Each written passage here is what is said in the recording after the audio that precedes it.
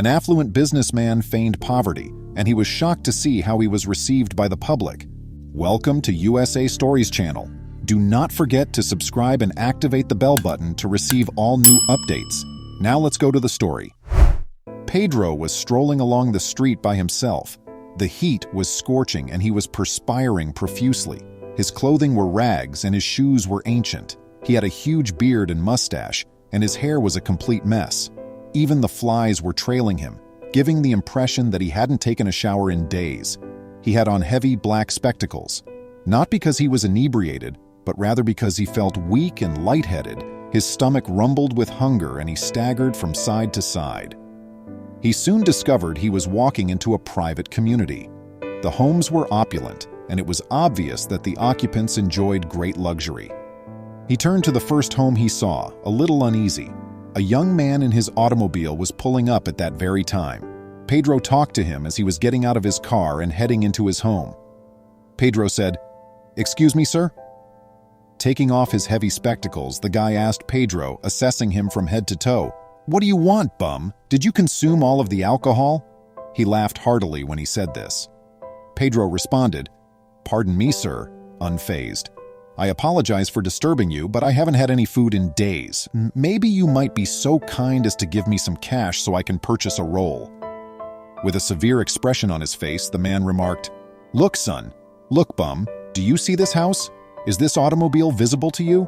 Well, I didn't get them by handing out cash. To pay for these indulgences, I've even had to steal from my own employment. Awaken. Asking people for things in life is not going to help you achieve anything. I take what I want where I work, which is why I'm here in a suit and tie, driving a fancy car and living in a large house. I don't want to put in extra time volunteering, so leave this place now." As he entered his home after saying this, he once more let out that horrible laugh of mockery. Pedro was at a loss for words. He merely gave him a blank expression and carried on. In addition to being parched and dehydrated, the sun had damaged his skin. As he strolled on, he noticed a small child tending to her large garden and performing home tasks. "Excuse me, miss, could you give me a couple of coins or some food?" he said to her. "My last meal was days ago. I feel rather frail." With an angry tone, the girl remarked, "You must have been sent by God," as she continued to look at him. "You truly have the audacity to come to this neighborhood and make a meal request. Look, we are all members of high society living here.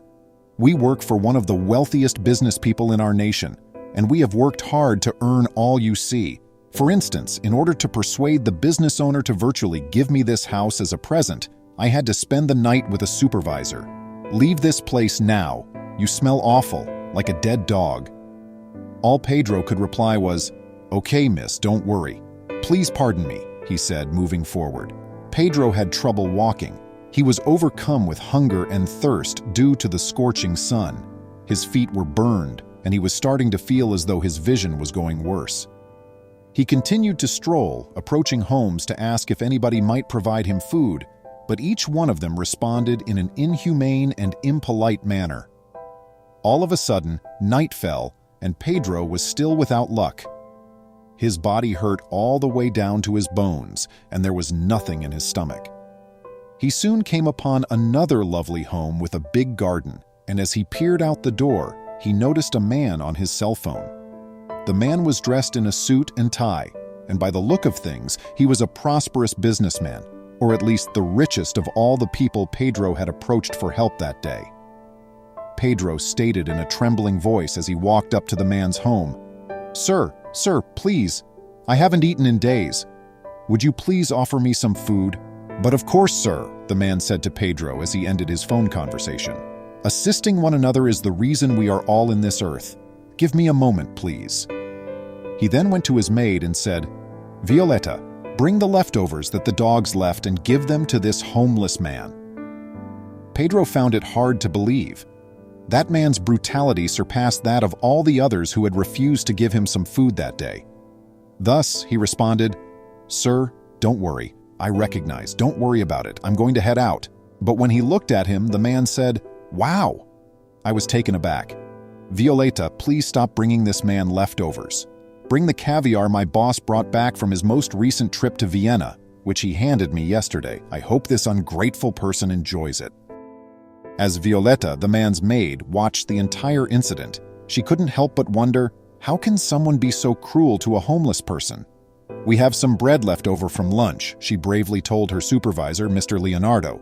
"If it's okay with you, I'll give them to the Lord so he may leave right now and stop bothering you." After observing the girl's kind act, Pedro responded, "Much obliged, miss. Your deed will reap many rewards." But at that very moment, the house's owner, Leonardo, lost all control of his temper and yelled at his worker, "How dare you? Violeta, get out of here. You and this dirty dude need to get out of here. I want both of you to leave this place."